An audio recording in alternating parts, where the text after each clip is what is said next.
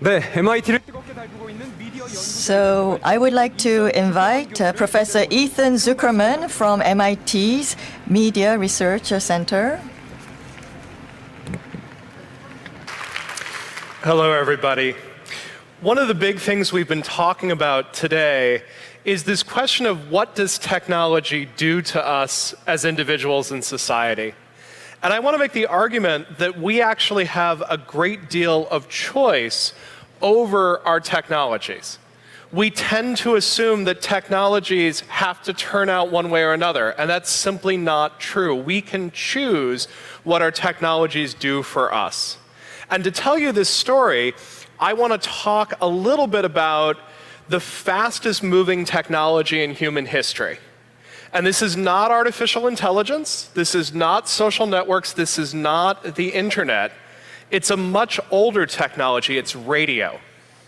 You can't imagine how quickly radio went from being physically possible to being the dominant cultural force in the world. Before 1912, there was no such thing as broadcasting. It just wasn't possible. And teams in different parts of the world all invented the ability to transmit music and sound and the human voice. And within 10 years, this was the dominant medium through which people were getting information. If you think about how crazy this is, it took the internet 30 years from the first computer connected to the internet in 1969 until we had major commercial services online. Radio happens 3 times faster. And not only does radio happen very quickly, but it happens 3 uniquely different ways. 10 years into the development of radio, it's developed different ways in different countries.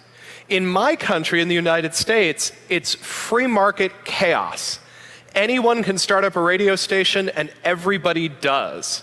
There are 700 radio stations across the United States within the first 10 years. The Soviet Union, unsurprisingly, does it very differently. You can see this Soviet radio, it has only one knob on it, and that's just for volume. And that's because there are no stations to choose from. There is one station, comrade, you can have it on or off, and that's the choice that you have. And then there's the BBC. The British do something entirely different. They have a national broadcaster, but it's a broadcaster that has a mission to serve the people who are listening to it.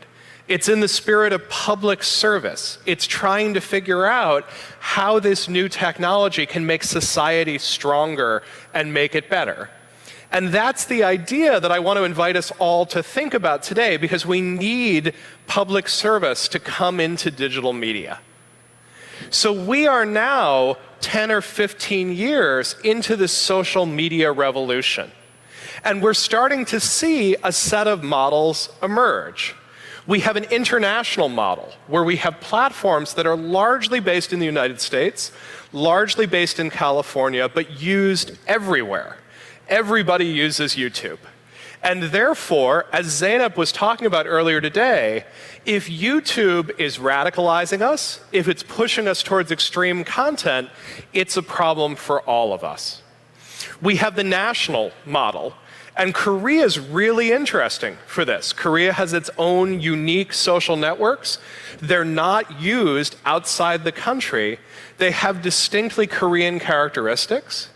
In the case of Chinese social media networks, those characteristics include very heavy censorship. That can be a really big problem for the national model. In some ways, it's why the international model has such strength. But there's a model that we don't talk about very often, which is the public service model.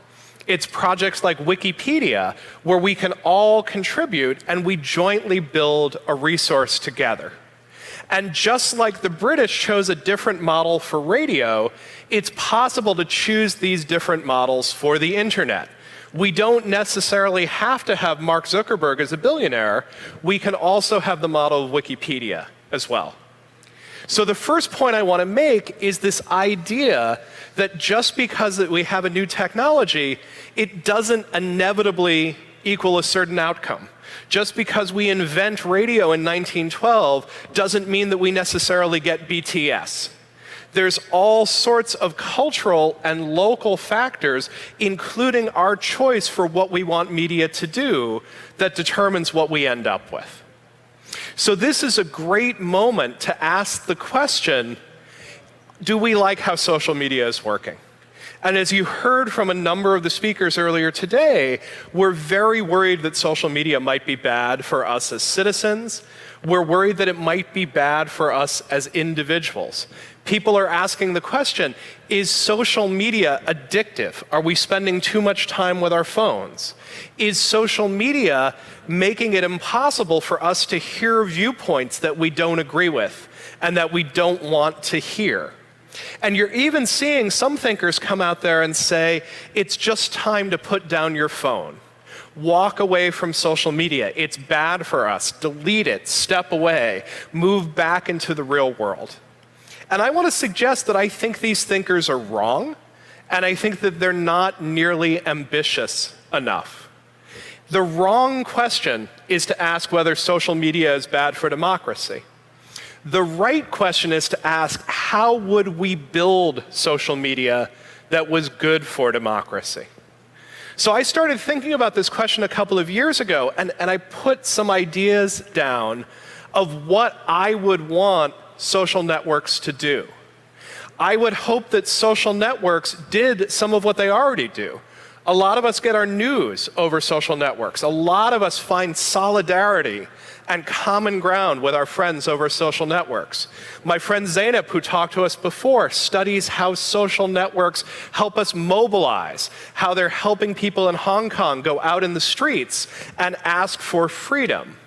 But there's things that social media doesn't usually do very well, but it could. We could decide to build social media that optimized for diversity, that introduced us to people that we don't normally hear from.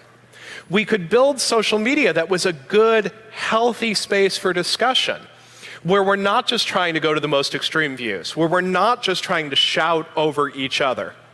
We could even, I believe, build social media that tries to help us learn how to be good citizens and how to build our way through difficult conflicts.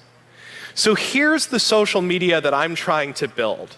I'm trying to build public service digital media. Digital media that is not in the service of profits, not in the service of making money, but in the service of us as citizens and in the service of democracy. And I think that we need to have social media that does three things. It's plural in purpose, it's public in spirit, and it's participatory in its governance. So this notion of plural in purpose means that it cannot be one size fits all. We can't just have Facebook. We can't just have Kakao Talk. We need different social networks for different purposes. So here's an example that I like. My friend Ezra Al-Shafei in Bahrain has built a social network called Majal. And this is a social network for gay and lesbian Arab youth. And as you can imagine, if you're an out gay or lesbian teenager, you have particular needs. And one of those needs is secrecy. So on this network, you are banned from using your photograph. You have to use an avatar. And actually, there's very careful security. You can't start a new thread and start telling people that gays and lesbians are bad until you've been a member of the community for some weeks or months. And that's a way that they try to create a safe space for these conversations. Maybe it's not the rules you'd want for every space, but that's the whole point. You want to have different rules for different spaces. We want to build spaces that are public spirited.